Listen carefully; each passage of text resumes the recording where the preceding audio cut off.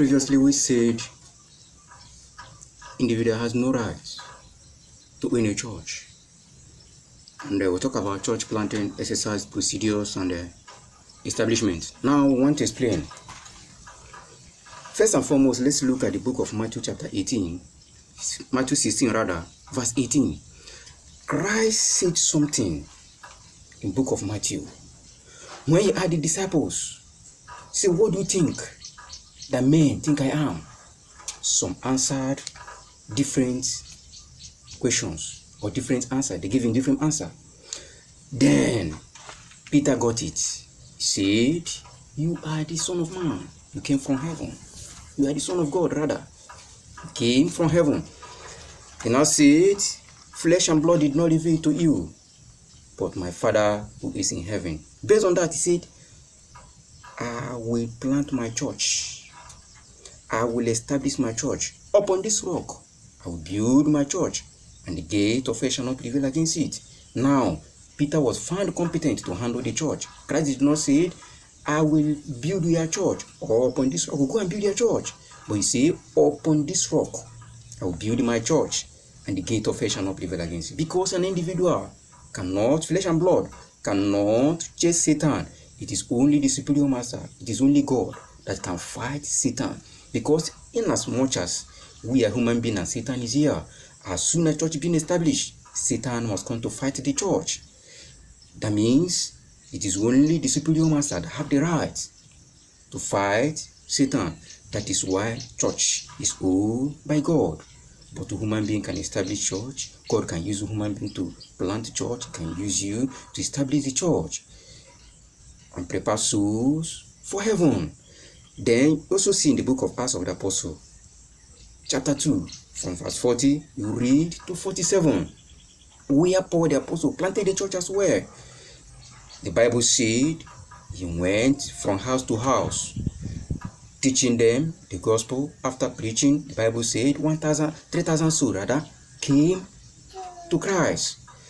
Thereafter, they brought them to the temple, they nurtured them, they established them, they still returned back to their home, and they were going house to house, breaking bread, giving them, all they have, giving them by selling their possession, giving them, feeding them, taking care of the poor. That is what they're talking about. That is how to plant the church. After planting the church, Paul did not own the church. Paul did not own the church. That is what they're talking about. After planting church, you don't own it. You allow the Holy Spirit to take control. And that is why we said an individual has no right to own a church. You can plant a church, but you cannot own it. Paul established those souls that was, established. After that, Paul went to another city. That is why we see in the book of Acts of Apostles, chapter 20, verse 25. When I pray, Paul said, when I preach, I see your face no more. After preaching, planting a church in a particular city, he go back to another city and he will see those people no more, except by going to greet them, or by giving them a letter, writing a letter to them. Letters we are seeing in the New Testament was a letter. The first letter of Paul to Corinth was a letter to greet them, greet the church. Paul did not absorb authority over the church and say, bring returns from Corinthian church, from Philippian church, from Galatian church. Say, bring a return, because he has planted the church. He now said, okay, bring the returns to headquarter church. It's not any company that you, after establishing, and you ask the people to bring returns. It's no longer a church, it becomes a business enterprise. Now, these are the procedures that the Old Testament believers, or we talk about the early church, use, or the method they use in planting church. After planting, they go away. Now you see also in the book of Romans chapter 16, verse 5, Paul said, after planting church, he greet those people. Now somebody went to Rome to see Paul. Then after planting church in Antioch, then he now asked the person, I said, go back, greet Achaia. Achaia was the firstborn of the church. He said, greet them. That was how it works. After planting church, you go back to another city.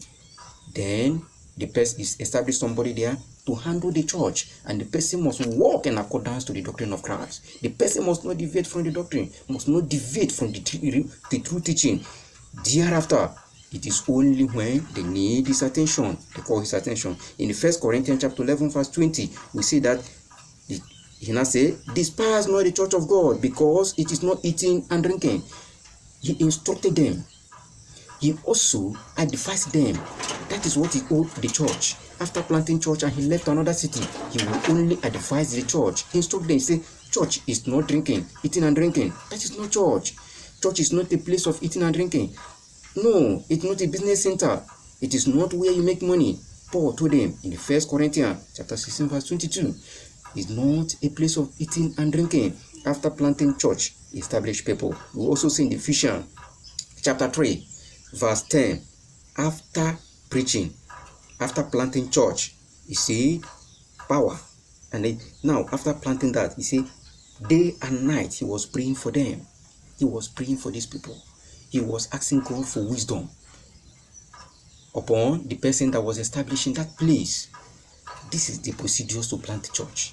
After planting, establish somebody, you pray for the person. Also admonish the person once in a while, give counseling, but wrote a letter to them as an advice. And not only that, churches are one. In those days, churches were one because they run one doctrine. Because church was not owned by anybody. Since it was not owned by anybody, the church that Peter planted, church that Paul the Apostle planted, the church that Luke planted, Peter can go to the church that Paul the Apostle planted. Because churches were one. Nobody owns the church. They have no name. Church became one. That is why they have authority. Anywhere you go, church in the Rome is the same thing with church in Jerusalem. Church in Jerusalem is the same church in Judea. In as much as you're a Christian, you identify yourself to any of the church. It's a church of God. And based on this injunction, you now see these are the procedures to plant a church. The procedure. Now that also call to the Macedonian call. After planting church in Macedonia, Paul the Apostle left to another city, to Rome. Then the people were having a little conflict and crisis. There was a Macedonian call. Angel appeared to Paul. Go to Macedonia and help them. And the people were also crying. Say, Paul, come to Macedonia and help us. Come to Macedonia and help us. The people were ready to receive him. That is when you are called to come and help them. If they have difficulty, they now invite evangelists to come and give them assisting hands. That is how to plant a church. Not after planting a church, you now see it from every nook and cranny. Bring tithe, bring offering, and let us have it to the headquarter church. Let us use it to run the church. That is not. It's no longer a church. It becomes a business center. Based on this fact, we pause for the moment. More explanations is available on request.